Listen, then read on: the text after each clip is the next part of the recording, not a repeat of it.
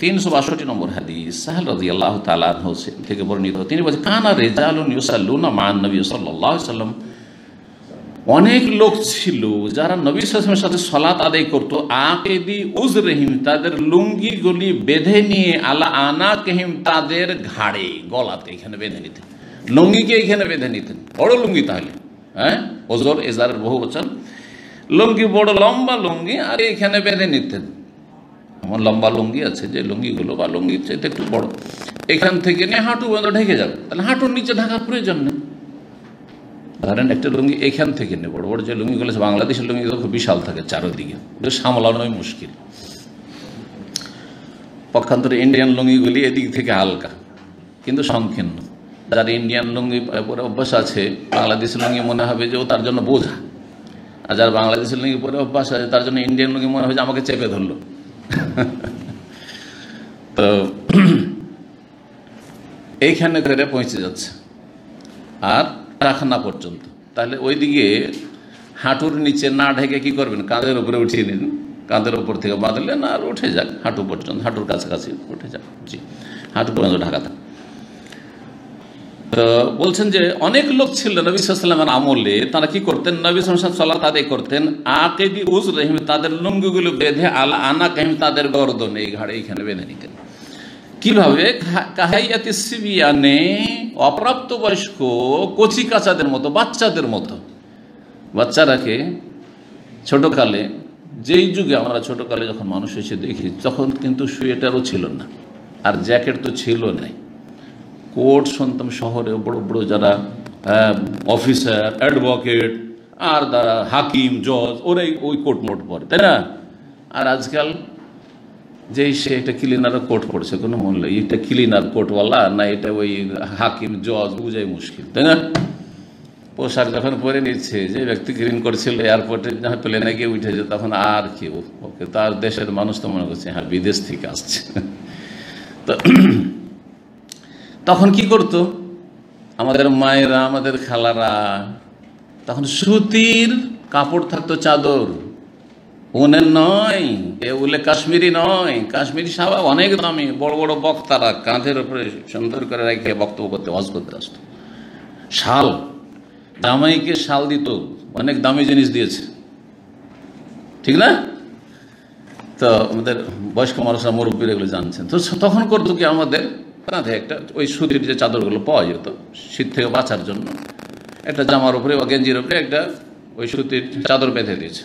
চাদর যদি ছোট বাচ্চাদের গায়ে এরকম রেখে দেয় তো কিছুক্ষণ পরে খুলে ফেলবে, এদিক দিয়ে ঠান্ডা লাগবে, তখন করতো মা খালারা এইরকম করে বেঁধে এখানে বেঁধে দিত, বাঁধা থাকতো। ওই যে ফজরে উঠলাম, ফজর থেকে বাঁধা থাকতো, 9টা 10টা পর্যন্ত বাঁধা থাকতো, 8টা 9টা পর্যন্ত, তারপরে একটু রোদ টোদ উঠতো, তখন খুলে ফেলতো, বুঝছেন না?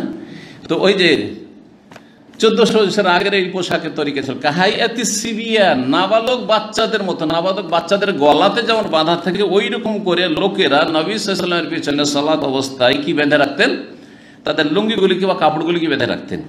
ওয়াকাল আলিন্নেসা, তখন নবী সাল্লাল্লাহু আলাইহি ওয়াসাল্লাম মহিলাদেরকে বলেছিলেন, যারা মসজিদে সালাত আদায় করার জন্য আসতো, আর নবী সাল্লাল্লাহু আলাইহি ওয়াসাল্লামের জামানায় মহিলারা মসজিদে সালাত আদায় করার জন্য আসতো, সাহাবিয়াতরা আসতেন। বিশেষ করে এশার ফজরে আসতেন, রাতের সালাতগুলিতে, জোহর আসর মাগরিবে কম, কিন্তু এশা এবং ফজরে আসতেন। আর রমজান মাসে আরও বেশি তারাবিতে আসতেন। নবী সাল্লাল্লাহু আলাইহি ওয়াসাল্লাম মানে তো তারাবি মাত্র 3 দিন করেছেন নবী সাল্লাল্লাহু আলাইহি ওয়াসাল্লাম, কিন্তু তারপরে সাহাবায়ে কেরামের যুগে যখন ওমর রাদিয়াল্লাহু আনহু জামাত হয়েছে, তখন তারাবিতে আসতেন। এখন আরব দেশেও শুরু থেকে গেছে কিসের, তারাবিতে মহিলাদের আশাটা থেকে গেছে, তারাবিতে মহিলাদের আশাটা থেকে গেছে। না, নবী সাল্লাল্লাহু আলাইহি ওয়াসাল্লামের জামানার যেটা সুন্নতি তরিকা ছিল যে মহিলারা রাতের অন্ধকারে, পর্দা অত বিঘ্নিত হবে না আর যাত্রার নজর পড়বেন না, সুতরাং এশার সলাতে আর ফজরের সলাতে তারা আসতেন। জি, নেক হাদিস মেমর রয়েছে, মহিলারা পিছনে সালাত আদায় করছেন। আজকাল তো আলহামদুলিল্লাহ যে মহিলাদের জন্য আলাদা মহিলা সেকশন আর একদম পার্টিশন দেওয়া আছে, পর্দা করা আছে, ও দেখতেই পান না, ওদের এন্ট্রেন্স আলাদা, ওরা অন্য দিক দিয়ে ঢুকছে, পুরুষরা অন্য দিক দিয়ে ঢুকছে, কারো সাথে দেখা সাক্ষাৎ নেই, তাই না? হইলে মসজিদের বাইরেখানে দেখছেন যে মহিলারা ওই দিক দিয়ে ঢুকলো, পুরুষরা এই দিক দিয়ে ঢুকছে, এতটাই দেখছেন, এর বেশি তো দেখেন না। কিন্তু নবী সাল্লাল্লাহু আলাইহি ওয়াসাল্লামের আমলে মহিলারা কিভাবে সালাত আদায় করতেন, একই জায়গায় সামনের দিকের কাতারগুলি আনুমানিক এখানে মসজিদে নববীতে মাগরিব এশা ফজর এগুলোতে কয় কাতার পুরুষদের হয়, এত কাতার, ওই কাতারটি পুরুষদের থাকতো। আর তারপর থেকে মহিলাদের কাতার লাগতো, মহিলাদের কাতার লাগতো। পরে যদি কেউ আসতো জামাত শুরু হওয়ার পরেও, তারপরে মহিলাদের সামনে জায়গা খালি আছে, ওখানে কাতার লাগাতো পুরুষরা, আর মহিলারা আগে থেকে পেছন দিকে তাদের কাতার থাকতো। এই জন্য নবী করিম সাল্লাল্লাহু আলাইহি ওয়াসাল্লামের একটি হাদিস রয়েছে, খায়রু সুফুফুর রিজালে আউয়ালুহা ওয়া শাররুহা আখিরুহা, পুরুষদের সবচেয়ে উত্তম কাতার হচ্ছে আগের কাতারগুলি, যত আগের দিকে থাকবে তত উত্তম।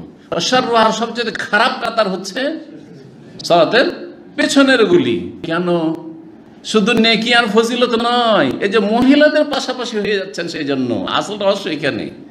আর যত মহিলাদের পাশাপাশি দাঁড়াবেন তত বেশি শয়তান ওয়াসওয়াসা দিবে, তোর পেছনেই তো একটা মহিলা আছে, তোর পেছনেই তো মহিলা আছে, কে যে আছে আমার পিছনে সালাত আদায় করছে। শয়তান কিন্তু লেগে আছে, কিন্তু যতই ভালো মানুষ হন, আপনার খারাপ নিয়ে তো না হোক, কিন্তু অটোমেটিকলি শয়তান কি করেছে যে আমার থেকে 1 মিটার দূরে বা 2 মিটার দূরে মহিলা আছে, যদি পেছনের কাতারে থাকেন তাহলে। কিন্তু সামনের দিকে থাকলে আপনার পিছনে মহিলা পুরুষ আছে, তার পিছনে পুরুষ আছে, তারপরে কোনো পর্দা থাকতো না, মাঝখানে কোনো পার্টিশন, কাপড়ের পর্দা অথবা কোনো রকমের পর্দা, এরকম কোনো কিছু থাকতো না নবী সাল্লাল্লাহু আলাইহি ওয়াসাল্লামের জামানায়। তাহলে এইভাবে যদি সালাত আদায় করে আর মহিলারা চেহারা ঢেকে থাকে তো জায়েজ, আসলে জায়েজ। কিন্তু আজকাল ফিতনার যুগ, আর তারপরে আলহামদুলিল্লাহ আল্লাহ নিয়ামত দিয়েছে, পয়সা দিয়েছে, পার্টিশন করে আলাদা ব্যবস্থা করতে পারবো, সেই জন্য এইরকমটা রাখা হয় না, কিন্তু প্রয়োজনে জায়েজ আছে না নেই? ওই হাদিস রয়েছে ওয়া খায়রু সুফুফিন নিসায়ে, আর মহিলাদের সবচেয়ে উত্তম কাতার কোনটি? আখিরুহা, পিছের কাতার, একদম পিছনের কাতার। ওয়া শাররুহা, সবচেয়ে খারাপ কাতার, খারাপ লাইন হচ্ছে সালাতের মহিলাদের আউয়ালুহা, সামনেরটা। সামনেরটা মানে কি পুরুষদের সাথে না, মহিলাদের ধরেন 3টা কাতার আছে এখানে, আর তারপরে পুরুষের কাতার শুরু হচ্ছে, কিবলার দিক থেকে বলি, এই 3টা কাতার পুরুষদের, ঠিক আছে, আর তারপরে শুরু হচ্ছে মহিলাদের 3টে কাতার। তো মহিলাদের এই প্রথম কাতার যেটা, সেটা হচ্ছে সবচেয়ে খারাপ কাতার, খারাপ লাইন। কোনটা বেশি ভালো? যত পেছনে দাঁড়াবে, কারণ পুরুষ থেকে দূরে থাকলো সেই জন্য উত্তম। পক্ষান্তরে পুরুষদের জন্য সামনের কাতার কেন উত্তম? একটা প্রথম কাতারের ফজিলত আছে, আর তার চেয়ে গুরুত্বপূর্ণ এখানে হচ্ছে যে মহিলারও এই জামাতে শরীক আছে, মহিলাদের থেকে যত দূরে থাকলো তত বেশি ফজিলত। এ হচ্ছে রহস্য এই হাদিসের। জি, তো নবী সাল্লাল্লাহু আলাইহি ওয়াসাল্লাম মহিলাদের সম্বোধন করে বলতেন, লা তারফানা রুউসাকুন্না, তোমরা তোমাদের সেজদা থেকে মাথা উঠাবে না, যেমনই আল্লাহু আকবার শুনলে আমার তাকবীর তেমনই মাথা উঠিয়ে নিলে এরকম কাজ করিও না। হাত্তা ইয়াস্তাইয়া রিজালু জুলুসান, যতক্ষণ পর্যন্ত পুরুষরা পুরোপুরি বসে না যাবে, পুরোপুরি বসে না যাবে। যখন উঠছে কিসেতে উঠছে? সেজদা থেকে উঠছে, সেজদা থেকে উঠছে, তখনই যদি উঠে যায় তাহলে পেছন থেকে কাপড় যেহেতু সংকীর্ণ, কি হতে পারে? লজ্জাস্থান খুলে যেতে পারে, আর মহিলাদের নজরে আসতে পারে পুরুষদের লজ্জাস্থান। সেই জন্য একটু দেরি করবে যাতে করে বসে যায়, বসে গেলে লজ্জাস্থান নজরে আসবে না বা দৃষ্টিগোচর হবে না। জি, এই হচ্ছে এই হাদিসের উদ্দেশ্য। জি, আর হাদিসের যে বিষয়টি অধ্যায়ের সাথে সম্পর্কিত সেটা হচ্ছে কাপড় যদি সংকীর্ণ হয় তাহলে কি করতে হবে? একটি কাপড়কে সেটাকে লুঙ্গি বানিয়ে নেবে, কারণ এই দিকটা ঢাকতেই হবে। আর যদি প্রশস্ত হয় তাহলে কাঁধ থেকে নিয়ে করবে। জি।